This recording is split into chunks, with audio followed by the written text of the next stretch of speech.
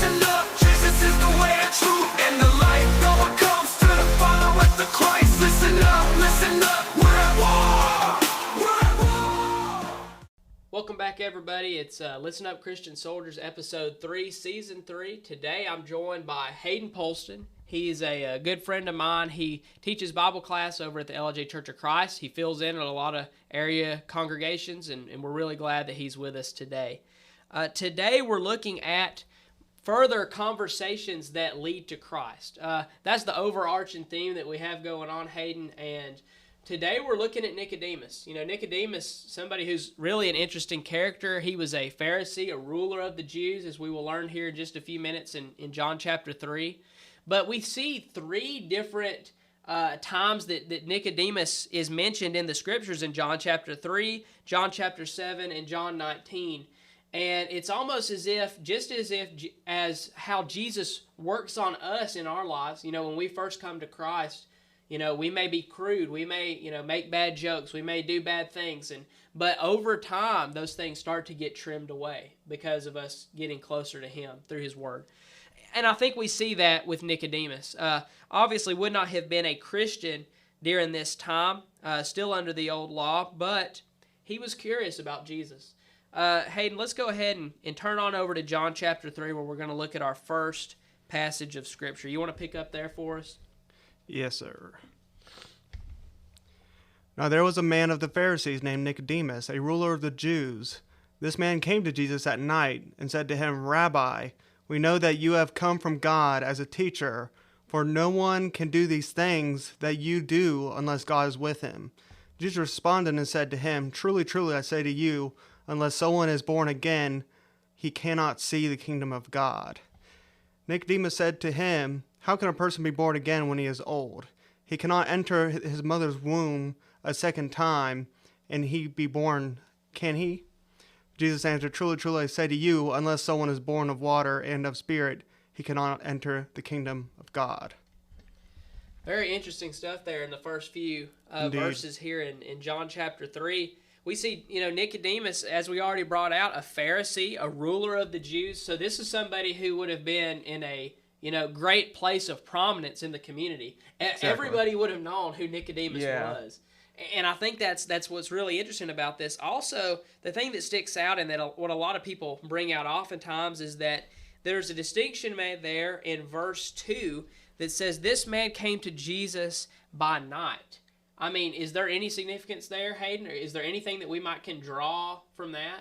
Well, a lot of meetings back then happened to be during the daytime. Most of the assembly, even with the Gentiles, when the philosophers met, it would often be during the day. They would meet and have their discussions. When you're going to someone by night and likely maybe, out in the woods somewhere, it's obviously something you don't want to be seen doing. And it's interesting, not only that, but, his name means the winner of people. It's a combination of Nike and Demos. And so it just shows, he not only was a ruler, but he was well respected. And he was going to the teacher and saying, you are a man, or you are a teacher sent by God. And I think that just goes to show, how much intellectual power Jesus had.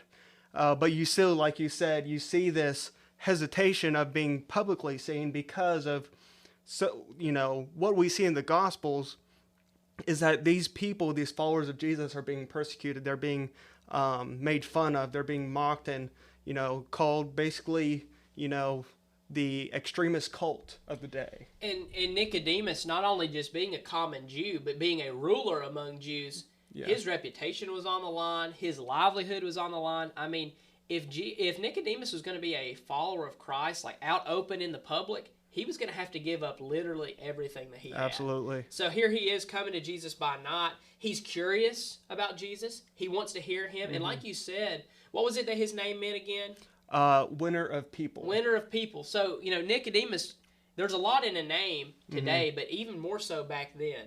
There's a lot in a name. Nicodemus meaning the winner of people. Here is Nicodemus, who would have been considered that, coming to Jesus. And not only him, but he also says, we know that you have come from God. So there's probably others, most likely others, that are probably part of the Pharisees or the Sanhedrin that, are believers in this way, but they're too scared to come out and say that publicly. And that's interesting. And that's the thing about looking at kind of the second layer behind things, is that if we were just reading through, we probably wouldn't notice that. Exactly. But here we are, we're looking at this, and Nicodemus is essentially saying to Jesus, there's others who are like me. There's others who have questions and who want to know more about you and your teaching. And I think there's a lot of power in that.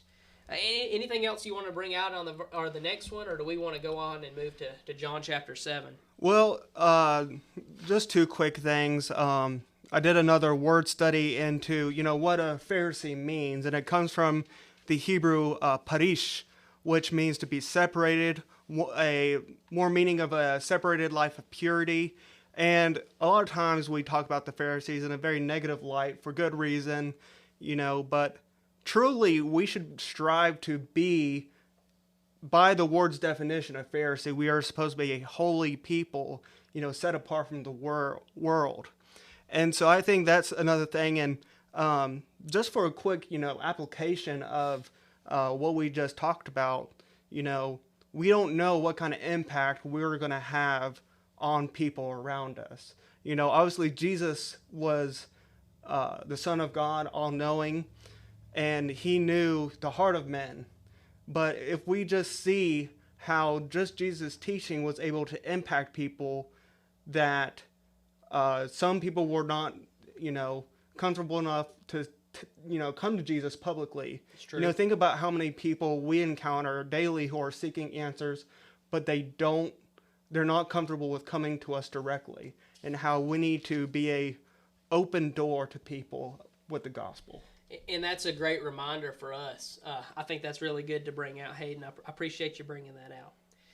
As I said earlier, there is 3 different mentions of Nicodemus in the Scriptures. The one that we just talked about here in John 3, which was a direct conversation with Jesus. And then later on, what I believe is the result of that, or the fruit of that conversation, is that we see Nicodemus continuing to support Jesus, or at least have questions in his own sense.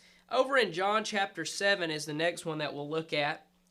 In this situation, we see what we oftentimes do. People are trying to pick apart Jesus' ministry.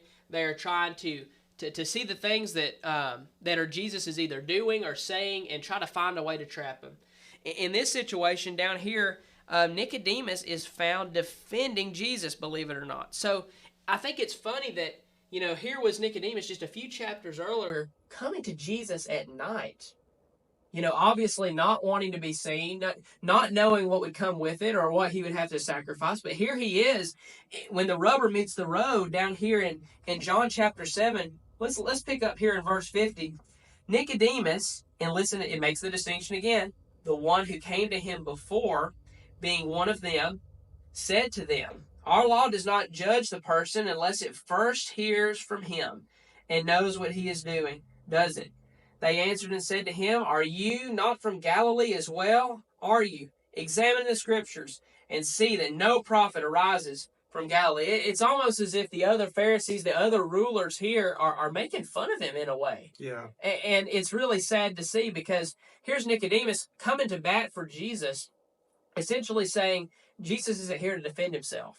You're making these claims, you're making these bold statements against Jesus, and yet aren't you breaking our own law, the one that we claim to be the righteous people?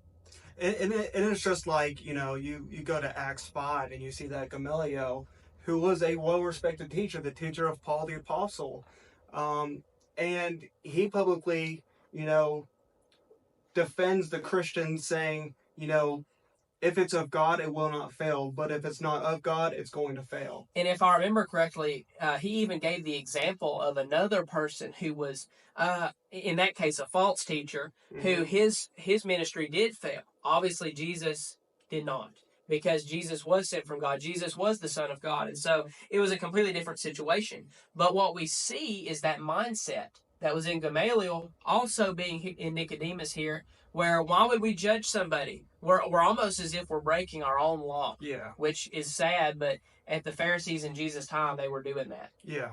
Noah brought out in one of the former episodes where they were making these comparisons, and they were making these things that they compare and contrast, and that in the New Testament there was an example where I believe it was Jesus saying that they would swallow the camel but spit out the gnat or whatever it was. I can't remember the exact quote on that, but that's the kind of things they were doing. They were more focused on the ceremonial aspects of the law and about what other people could see than they were about who you are at your core. And obviously that's what Jesus was all about. Yeah, and kind of a modern application of that would be, the people who show up to church on Sunday, or even if they go every night, but what are they doing outside those church walls?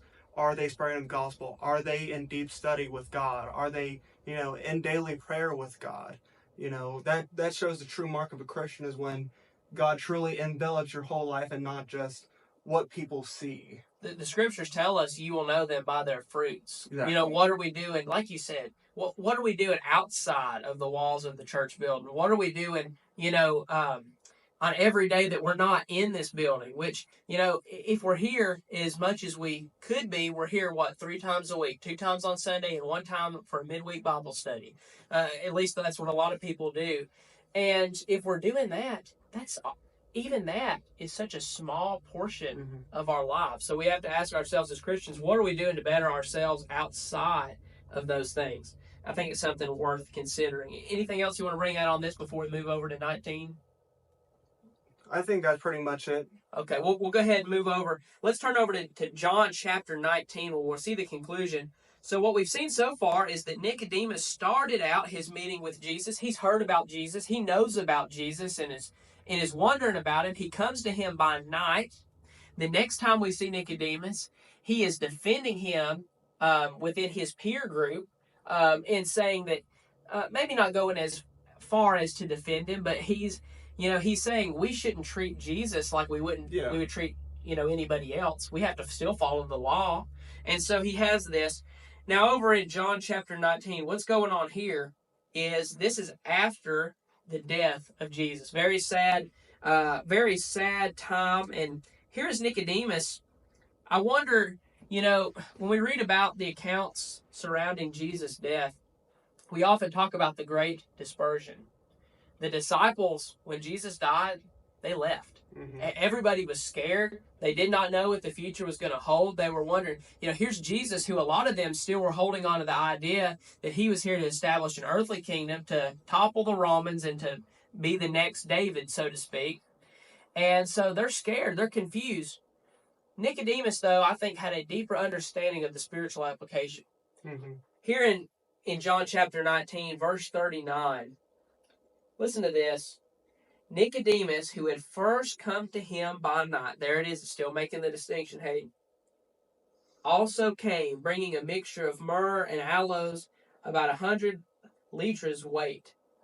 So here is Nicodemus at the end of Jesus' life. And by the way, if you do some research into this, what you'll realize is that all of these things would have been public knowledge. All of these things would have been public record. So Nicodemus, by doing this, you think about when somebody passes away today, you will send flowers to the funeral home, about their name, or you'll make a donation to a certain thing for that person. And in this time, it really was no different. And all of this stuff would have been public knowledge. So by Nicodemus doing this, everybody knows that he's doing this for Jesus. And not only that, but, you think about what he gave. Not only him just giving something for the burial of Jesus, but, what he gave was very significant, because it says that he gave about 100 liters weight of myrrh and aloes. These were, according to some research I did, not really common around the Arabian Peninsula. They really didn't survive, so they had to be imported from other places. That made them very costly.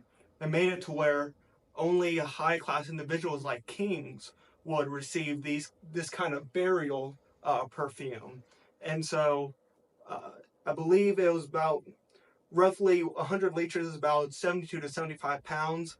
And they say it's worth about just over 30,000 denarii, which would be equated to today's currency about $150,000 to $200,000. and they call it a burial fit for a king. So not only is he giving these spices, but he's giving a spice worthy of a king. And so if you're a opposing Pharisee and you see Nicodemus doing that, that's going to make you mad. You know, this is Nicodemus is fully coming out and saying Jesus is the King of the Jews now. And there it is. Once again, we're circling back to there's always a deeper meaning. You know, here he is. You know, we talk oftentimes about what does following Jesus cost us. It should cost us something. It should cost us parts of our lifestyle. It could cost us family, friends, relationships with people. Here's Nicodemus spending the modern equivalent of hundreds of thousands of dollars on a burial fit for a king. Little did some of the other people know it literally was for a king. Absolutely. And there's a lot of power in that. You know, Nicodemus was changed by his interaction with Jesus. You know, unfortunately, we don't have any further messages about him in the text. But, you know, what we do know is that Jesus had such an effect on him where he would first come to him at night asking questions. Second, he would come to him and defend him against the attacks of some of the other religious leaders. And third, he would do something in a public way that would honor Jesus and put him on the level of the king that he was. There's a lot of power in that. It shows that Nicodemus was changed by his encounter with Jesus, just how we are. You know, just how we come to Jesus in our sin. We come to Jesus with our problems, and he doesn't leave us there. He brings us somewhere else. He brings us closer to God, and he repairs and reconciles the relationship and mends that relationship with God. So a lot of good things in there about Nicodemus. You got anything else, Hayden, or are we good to go? I would say, you know, this is obviously an example for us to live by, like Spencer said. You know, Paul tells us that all scripture is written for our learning, and every single, you know, dot and tittle in scripture is supposed to show us something. And so no matter how many times you read it, you can still learn something new every single time. And I encourage you all at home to do studies with your family, to do studies with, you know, strangers, do studies with your coworkers. Try to study as much as possible, because this is truly the most important thing to study in your life. I think there's a lot of wisdom there, Hayden. Thank you for saying that. And you know, we never know what our influence can mean to somebody. Exactly. You know, for us it's insignificant, but when other people see it, there's no telling what they'll think. Hopefully, when they look at us, they see a reflection of Jesus. That's what we want. It's been really good being with you today. We're looking forward to future episodes, conversations that lead to Christ. This definitely was one amongst those. Well, thank you very much for watching. We'll see you next time. Hope y'all have a great day.